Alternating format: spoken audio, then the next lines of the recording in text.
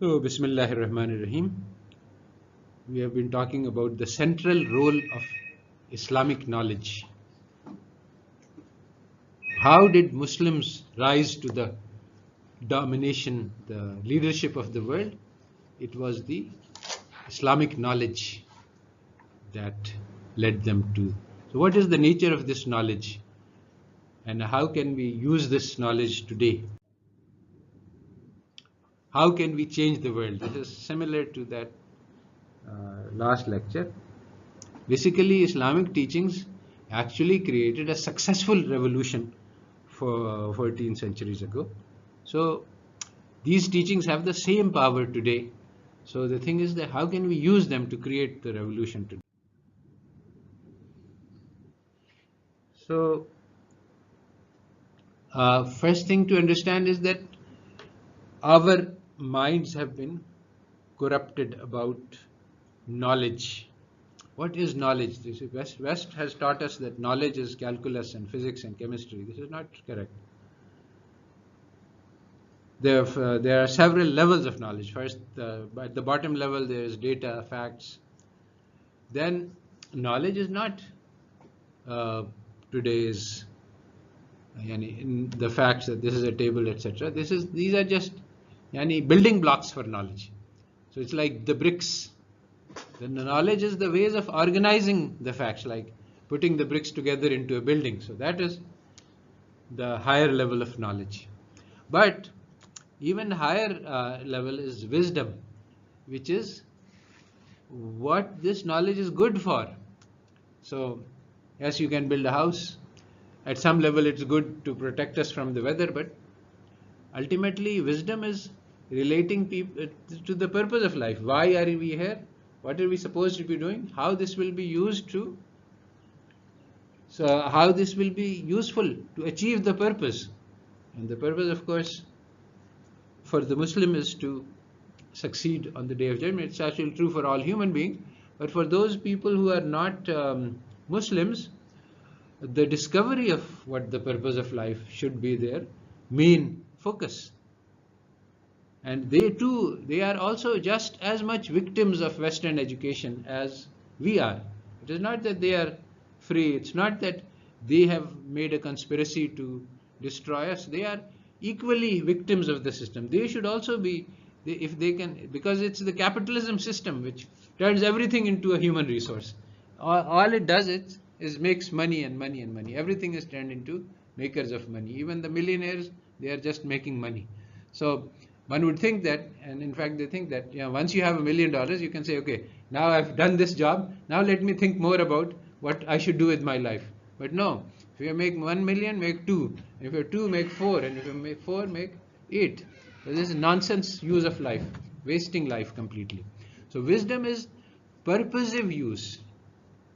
This is called hikmah in Islam. And Allah Ta'ala says that who have given hikmah has been given a great blessing, a great treasure. So the value of knowledge, we have already discussed that.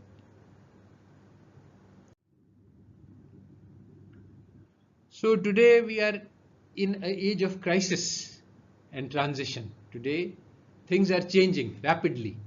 America, which was the greatest world power since the World War II, after World War II, the power is crumbling. Other power structures are emerging. China and others are becoming more powerful. So Iqbal says that it is the law of Allah that He gives the rulership, He changes it from time to time. So this is not something to cry about, that the rulership has been taken from us. But the real thing to cry about is that the ilm has been taken from us. Magar wo ilm ke moti, kitabein apne aap aati. That was the secret of our success, and it is still the secret of today. Muslims are seeking power, money, weapons, and they are thinking this is the way to dominance. No, the way to dominance today is the same as what it was 1400 years ago. It was the knowledge that was given by Allah to the ummah. Allama al-insana ma lam ya'lam. And that ilm still is just as powerful today as it was 14 centuries ago, but we are not appreciating, we are not understanding. So we have discussed that in the West, there has been a very rapid decline in moral values. And this has been documented by many people. So what they are saying is that we are making progress, but if we judge from the Islamic point of view, they are actually declining. Even in front of my eyes, when I went to the USA in 1970s, there was a presidential candidate and he was accused of having an affair with some woman, and the journalists caught him and they put a photo and he resigned from the race because that was considered a bad thing. In 1970s, having an extramarital affair was considered bad. And in our class, we used to discuss whether or not it's permissible for a man and a woman to have sex outside of marriage. And most of the people said, no, it's wrong. And a few people said that it is okay if they are planning to marry each other. In the 1970s. Now, there's just no question about it anymore. It's all, everybody is free for all. There's no rules about this anymore. When I was in the 1970s, homosexuality was considered bad. And people would, even people who did this secretly, they were embarrassed. And if somebody was found out, everybody said that this is wrong. It was a crime. It was also listed in the book of psychological diseases. In the 1990s, it is considered normal. To talk against it is a crime and you can be punished and imprisoned for it. And it is considered socially acceptable. And in fact, people teach books about it. So, in every dimension, there has been strong moral decline in the West.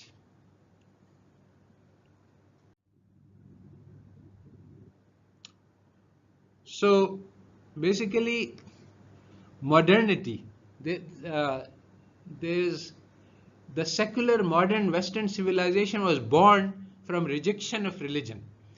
And when it was born, they said, the people who launched this experiment, that we are going to become better human beings. They said that, Christianity has been corrupted. If we use reason and we use logic and we use the facts we will be able to become better people. And they said that, okay, there are these problems that we have, that what should the goal of life be? How should society be organized? What is the theory of knowledge? How was the universe created? All of these are questions that we have to answer, and we will find good answers to them, better answers than what Christianity gives. But actually what has happened is that in all fronts, this project has failed completely.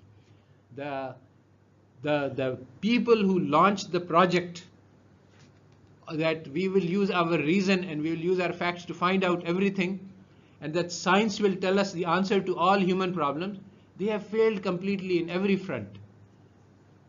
They have failed a social front, they are completely destroying the planet, there are wars, inequality, any dimension of life you look at it, modernity is a complete failure.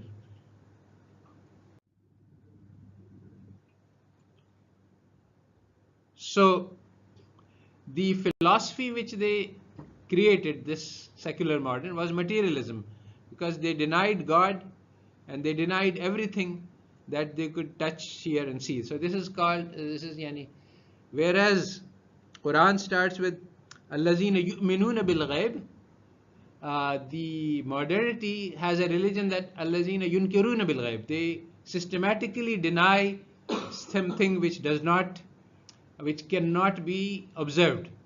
And so the effect of this false and poisonous knowledge is very strong, very powerful, very much present today. So in business, they say that, you cannot manage what you cannot measure. So you have to measure everything. So the reality is that the most important things are non-measurable. But now the modern business, they say, okay, what we are going to do, we are going to count how many units you have produced, and if you produce enough, then we will give you a reward. If you produce less, we will punish you.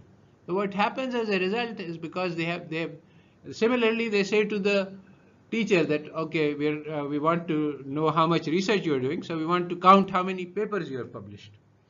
So this is the idea of measuring things instead of looking at the reality. The reality is hidden.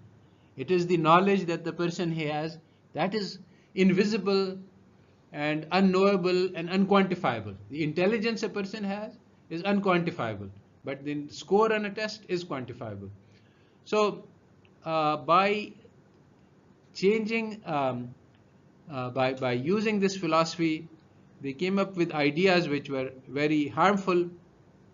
They came up with the materialistic deterministic philosophy, which we also believe that what is the Pakistan progress dependent on? It's dependent on whether we have gold, whether we have debt, whether we have foreign policy, whether we have Ricodic, whether we have petroleum.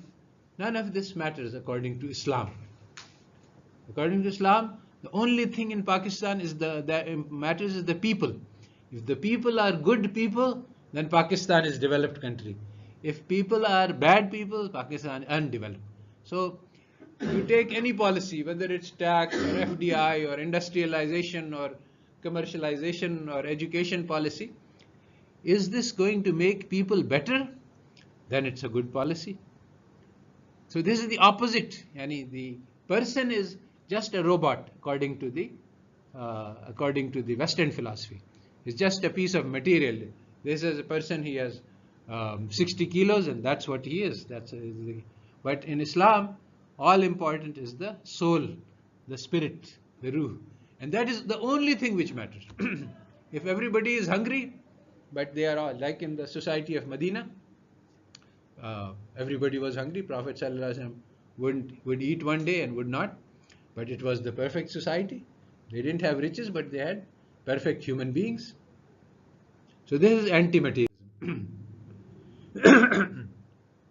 Materialism had led to failure everywhere.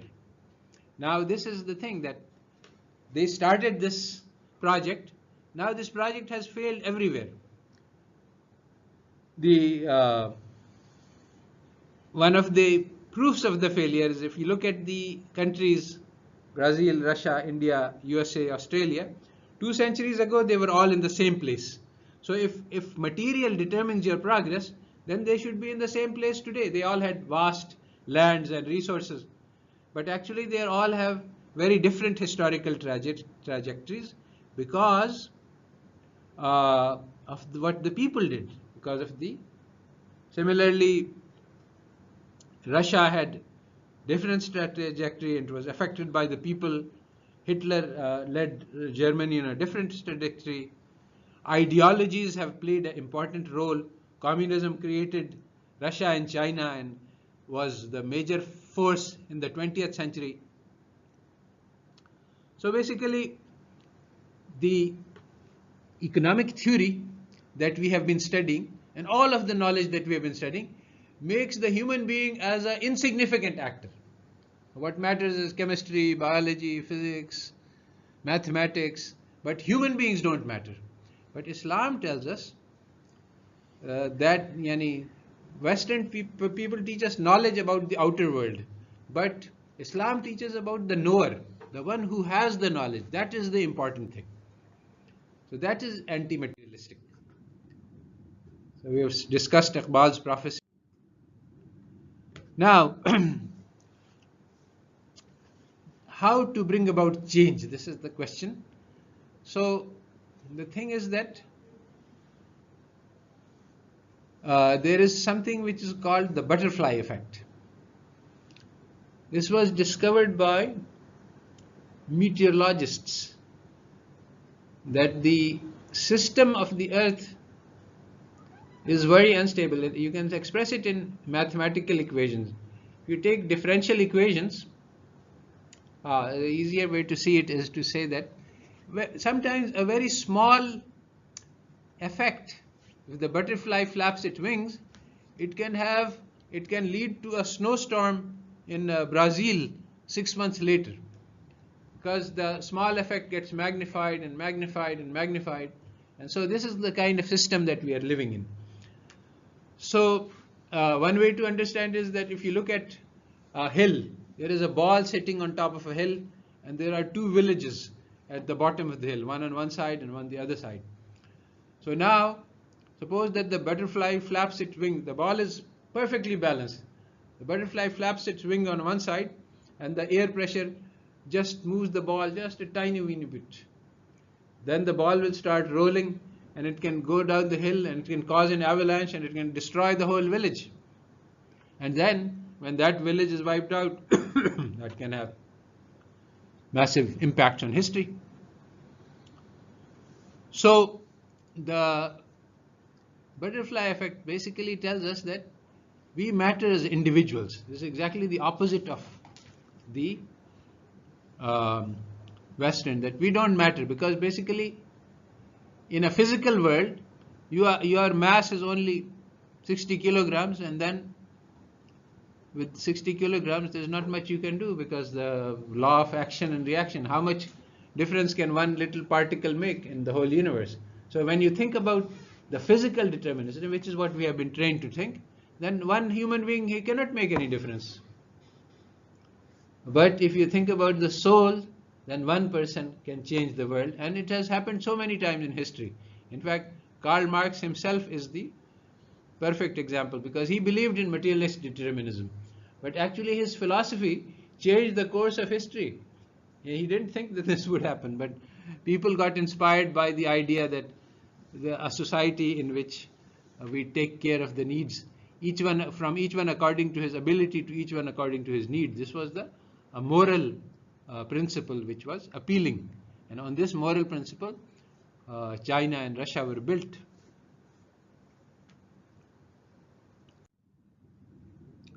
So what was the reason why Muslims came to rule the world?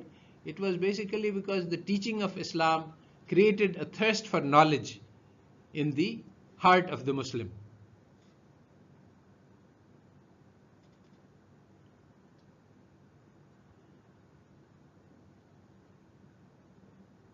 Allah Ta'ala created Prophet Sallallahu Alaihi Wasallam as a teacher, and sent him as a teacher. And we have also been given the responsibility of teaching the entire mankind. The Quran starts with Iqra in the name. The first word is to read. In the Battle of Badr, the prisoners were exchanged. In order for the person was let free if he could teach people to read. This was really a shocking thing for the Arabs. They did not value reading and writing. They valued the war booty above other things. So to give up the war booty and say that reading and writing, just teach somebody reading and writing among the Muslims and then you can go free, this was a revolution. This taught the Muslims that how valuable education is. And this was true in the Ummah for a long time. In the Baghdad, two people would be coming together and they would start a debate on the finer points of deen. When Bukhari, rahmallah, used to give lessons near the river Dijla, it is said that there were so many students who were taking notes that the ink would turn the river black, because they would shake their ink into the river. So today there is no love of learning in the Ummah left. Today, if we have announced that at the convention center a great scholar has come and he's going to give a big speech about ilm, the hall will remain empty and people will try to force people into buses to go and avoid embarrassment. But if some great singer comes, then there will be big lines in front of the house. So this is the Ummah does not have the desire, the thirst for knowledge anymore. So what are the causes for our decline? It is the loss of the thirst for knowledge. What was the cause of the rise of the Muslims? It was because they became thirsty for knowledge, and when we lost this thirst for knowledge, then this decline happened. So this is something which has been noted already. एक वक्त था कि खिदमत तालीम के अवज़ जी चाहता था हदिया दिल पेश कीजिए, बदला ज़माना ऐसा कि लड़का पस सबक कहता है मास्टर से कि बिल पेश कीजिए. So first it was a matter of the hearts, now he wants just the how much money it will cost for this lesson. ये अकबर इलाहाबादी का अकबर इलाहाबादी का. सर ये वैसे एक चीज अगर देखी जाए, जब भी जिस इरा के लोगों को भी देखे ना, वो ये समझते हैं कि आजकल हम बेहतर हैं, इससे पहले वाले मतलब हम बेहतर थे, पहले वाले ठीक नहीं थे ना. सही है.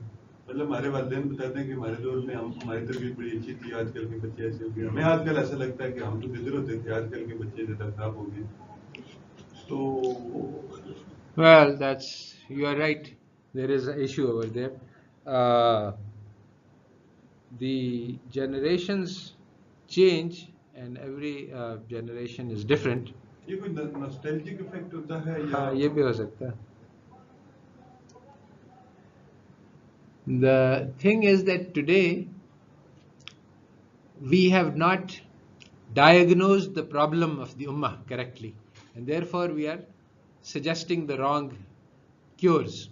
Unless you make the right diagnosis, you can't give the right remedy. If somebody has malaria and you give him the medicine for TB, then he will not get cured. So it is true that the problem is lack of knowledge, but what kind of knowledge do we lack? So then we have already discussed the useful and useless knowledge example. The Western theory of knowledge is that all knowledge is useful because there is no purpose. But when you have purpose, then knowledge becomes relevant to the purpose. So there is this famous joke of this Jahil Mallah, the boatman who was taking on a river. He was taking a group of students out for a ride on the lake. So the students started teasing the man that, have you ever studied chemistry? So the man said, he didn't. No, I have never studied chemistry. Oh, half of your life has been wasted.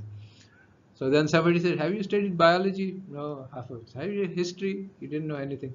So they were all laughing at his ignorance when in the middle of the river, the big storm started suddenly. He said, have any of you studied how to swim? So they said, no, we haven't studied. Then all of your life is wasted. He jumped into the river and he saved himself. So the thing is that knowledge can be useful or it can be useless. So what is the kind of useful knowledge? The most powerful knowledge is what changes us into human beings. It teaches us how to be human beings, how to live our lives.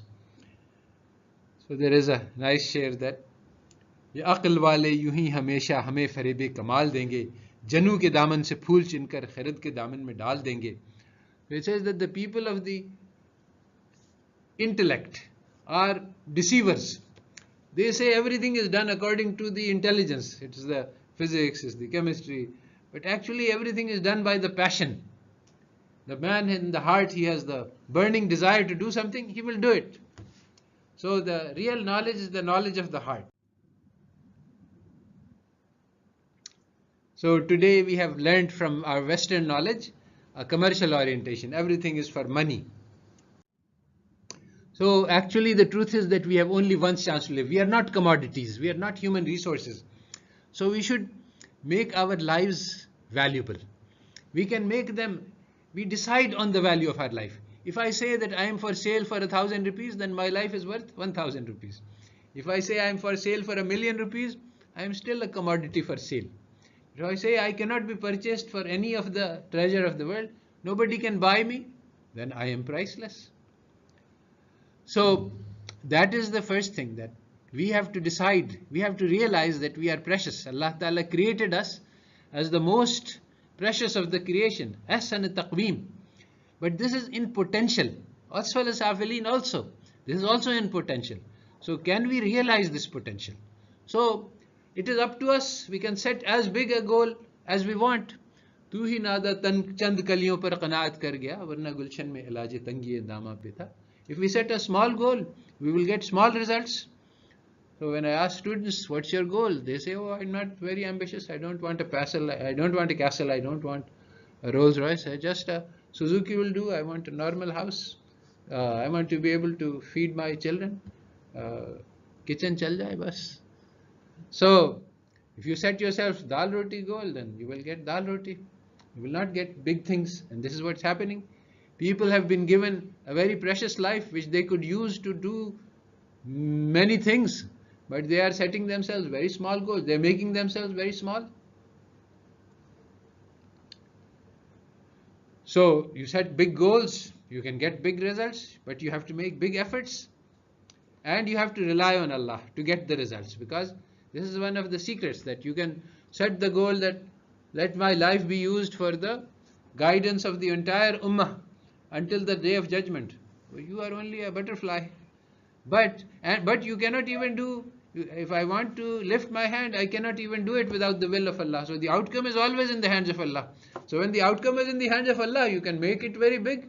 Our effort is very small, but the Allah Ta'ala is very big. So when Ibrahim alayhi salam was giving azan, he said, for the Kaaba, he said, Allah Ta'ala, there is nobody here.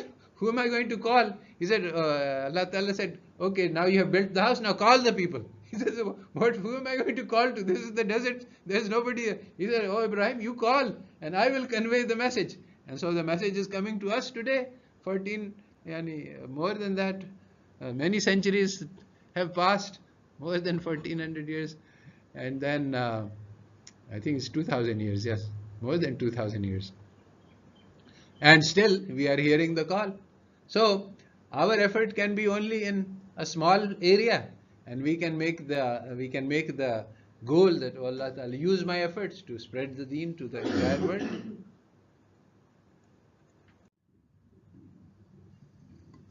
So the problem, Shakespeare says, that the fault, dear Brutus, lies not in our stars but in ourselves, that we are underlings. And it says, Iqbal ne kaha कि वो इश्क में रही, न वो इश्क में रही गर्वियाँ, न हुस्न में रही शोखियाँ, न वो गज़नमी वे तड़प रही, न वो खम है गुज़ुल्फ़े एयाज़ में. So basically we have lost the desire to do good things, and we have just become very materialistic. And so materialistic people cannot do great things. Great things are done by passion, by making goals which seem impossible to others, and then doing things which seem impossible to others to do. And people have done this in the past. And so we have to model ourselves in this. So what are the first steps towards making change? So to make big change, we have to make big intentions. So we make the big intention that from now on, Allah Ta'ala, I will seek nothing for myself. I am your servant, it is up to you. What you give me, I will eat. How you treat me, that's I will. I will work for you.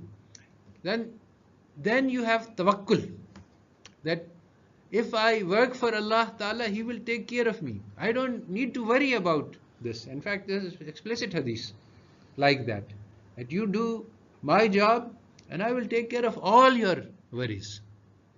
But today we are not trusting in Allah, that Allah Ta'ala will take care. Allah Ta'ala says that I will give him rizq from min haythu la yahtasib, from where you cannot imagine.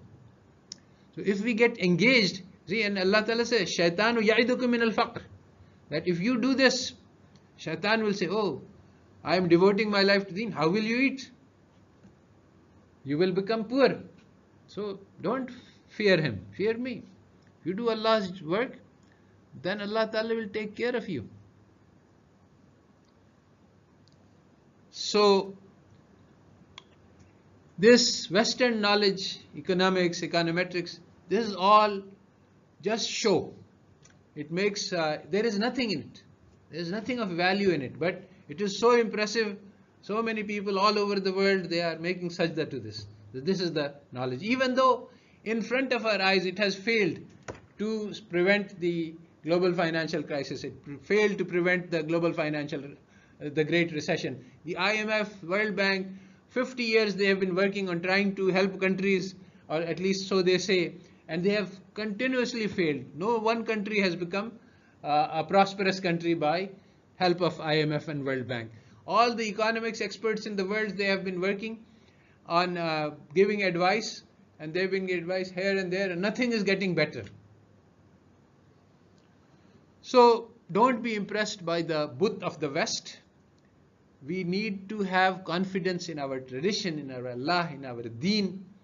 And this confidence was what was destroyed by the process of colonization, and then by the process of Western education, which taught us to worship them and their knowledge, and to hate us, hate our ancestors and our own, and to be contemptuous about our own knowledge, that all of the knowledge in the Quran and the Hadith and the Ghazali and the Sadi is worth nothing. Nobody needs to study that. Today the only knowledge in the world, the only good that sells on the market is the West, Western goods, Western books.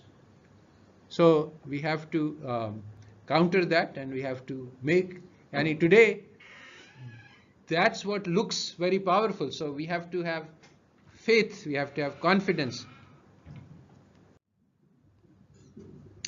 So this is the thing which Musa alayhi salam said, that actually it's like that. मैं शब की जुल्मत में लेके निकलूंगा अपने दरमांद कारवां को, शरर फशा मेरी आह होगी, नफस मेरा शोला बार होगा. That even though it is times of darkness, the kufr, the Fir'aun is all powerful, we are all slaves, there is nothing, no evidence that we can succeed over them.